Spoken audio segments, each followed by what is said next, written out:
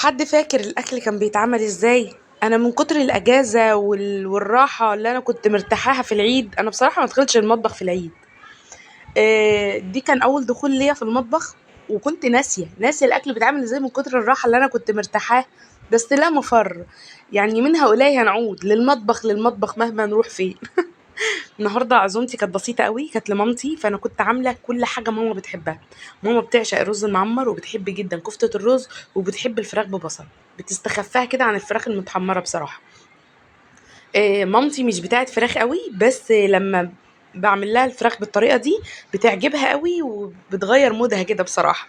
فانا تحت امر ست الكل تؤمر. هنعمل النهارده كفته رز، وهنعمل البطاطس مكعبات، وهنعمل رز معمر وفراخ ببصله بدبس الرمان تحفه قوي. تحسي كده ان انت مكرمله البصله بتاعتها. اول حاجه نسمي الله ونصلي على الرسول، وفي وصفتنا يلا بينا نقول. هنعمل كفته رز، طبعا بنصبحها، وفي ناس بيكوروها، وفي ناس بيعينوها متحمره، وفي ناس انا بحب اعينها عجين كده او يعني بحب اعينها زي ما انتم شايفينها كده واطلعها تفك خالص براحتها بالليل، والصبح اعملها واحمرها. زيت سخن معايا، وهنزل بالكفته بتاعتي. كفته كانت تحفه قوي، والقطعيه بتاعتها خلتها طعمها احلى. انا كنت عاملاها من الرقبه، قطعيه الرقبه في اللحمه بتودي كفته الرز دي في حته تانية خالص. عايز تعمليها ببقري او بجاموس او بجملي براحتكم، بس قطعيه الرقبه في كفته الرز تحفه. هحمر بقى كميه الكفته اللي عندي كلها في زيت سخن. اهم حاجه يكون زيت سخن، علشان ما تشربش زيت معاكي، وعشان كمان تتحمر كويس، ما تقلبيش فيها كتير. انا بقى بعمل الصلصه بتاعه الكفته الرز بالثوم بس، مش بحط بصل. بحس طعمها احلى كده ومميزه. فهحط معلقه سمنه، وهحط عليها معلقه توم كبيره، وهبدا انزل عليها بالصلصه او بالطماطم الفريش اللي انا ضرباه. وايدي برضو في الكفته، اول ما بتاخد لون كده بقلبها، واول ما بتتحمر بشيلها على طول، واحطها في مصفى برضو احتياطي علشان تنزل كل الزيت اللي فيها. تكون الطماطم اللي معايا اتسبكت، بحط عليها ملح وفلفل اسمر بس، ما بحطش اي توابل خالص على الصلصه بتاعه الكفته. هبدا بقى ان انا اشيل الكفته كلها واصفيها، وهنزل بالكفته على الصلصه، اول بس لما الصلصه تتسبك كمان شويه. وبعد كده خلاص هنزل اهو بالكفته. يا دوب بتاخد غلوه واحده وبقفل عليها. والكفته تحفه يا جماعه، لو قعدتيها لتاني يوم تغلي ولا بتفك ولا بتكش ولا بتبوش ولا اي حاجه خالص. القطعيه مظبوطه 100%. انا كنت مصوره لكم فيديو الكفته ده كامل من اوله لاخره، وبدل ما منتجه مسحته، يعني بدل ما احطه في المونتاج ومنتج صوت رحت مسحاه. فانا هعمل لكم، يعني لسه الايام جايه كتير ان شاء الله، هعمل لكم برضو كفته الرز في البيت.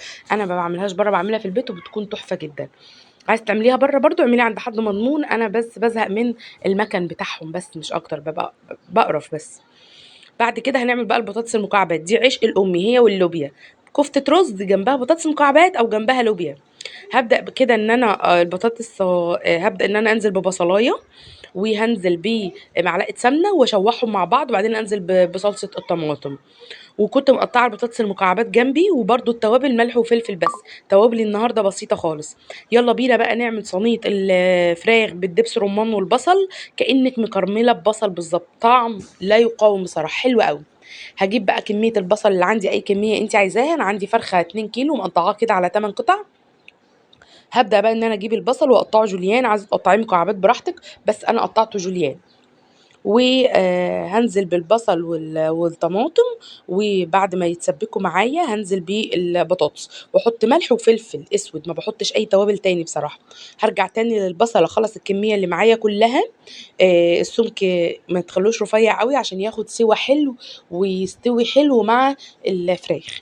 هبدا انزل بالتوابل، ملح، كل دي معالق صغيره من بتاعت الشاي، ملح، فلفل اسود، 7 بهارات، رشه من البابريكا، رشه من الكاري، ورشه من الكركم، وكمان فص، يعني رشه بسيطه من جوز الطيب. وهبدا ان انا انزل عليه على البصله وادعك كده البصل بالتوابل. وهنزل بمعلقتين كبار من الدبس رمان. وهبدا ان انا انزل بالفراخ واغلفها كده بالبصل، واحطها على النار، واحط عليها ربع كوبايه ميه. اول ما تغلي معايا بوطي عليها خالص، واسيبها لمده ساعه الا ربع، بتستوي وبتدوب كده، وبيكون طعمها تحفه. الرز المعمر بجيب صينيه، بحط عليها معيار الرز بتاعي، و يعني باخلّي الرز نُص الصينية بالضبط، وهانزل عليها بالزيت والملح 3 معالق زيت ومعلقة صغيرة من الملح، لإن الرز المعمر بيبان فيه الملح أوي، وهابدأ إن أنا أدخّلها الفرن، أحط عليه اللبن مغلي وأدخّله الفرن، وهابدأ إن أنا أطلّعه بعد ما يخش 3/4 سِوَى، باطلّعه وباقفل الشواية خالص، وبابدأ إن أنا أغرّزه كده وأنزل عليه بالسمنة، السمنة اللي عندي دي كانت كريستال بالقشطة، خطيرة يا جماعة، خطيرة الكريستال بالقشطة دي بجد، طعمها فعلًا سمنة بلدي، وهابدأ إن أنا ألفّها بورق فويل وأدخّله الفرن بقى وأوطّي النار من تحت خالص عشان يكمّل الربع سِوَى بتاعه في الفرن، وده بقى الفراخ بعد ما خلصت شايفين ال كإنِّك حاطة مشروم، كإنِّك مكرملة البصل، الفراخ دي تحفة بصراحة، هتجرّبوها وتدعوا لي، ما فيهاش أي تكنيكات خالص يعني مختلفة، بس طعمها في حتّة تانية خالص، ولا حطيت طماطم ولا فلفل ولا أي حاجة خالص،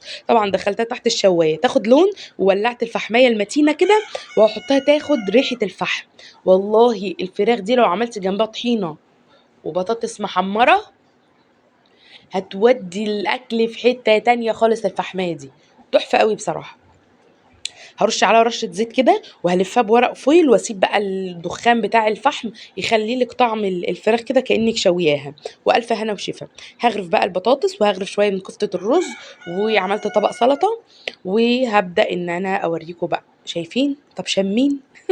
يا رب تكونوا شامين، كفتة رز متماسكة وحلوة أوي، صينية فراخ في الجون تحفة ما فيهاش أي اختلاف، الرز مفرفر وطعمه حكاية حكاية، هاجيب طبق وهاعمل بقى الحركة اللي كل الناس بتحبها، معلقة رز على معلقة بهاريز كده من بتاعة البصل بتاعة الفراخ، تحفة يا وعدي على الجمال، شايفين الكفتة متماسكة قد إيه وحلوة أوي أوي، طعمها تحفة بصراحة، طريقتي في الكفتة دي أنا ما باغيّرهاش، إن شاء الله هاعمل لكم فيديو جديد بدل اللي اتمسح عشان زعلت عليه أوي بصراحة، هاحط بقى معلقة رز، أحط عليها معلقة بصل كده من اللي متكرمل اللي واخد طعم الدبس رمان، تحفة أوي، بس.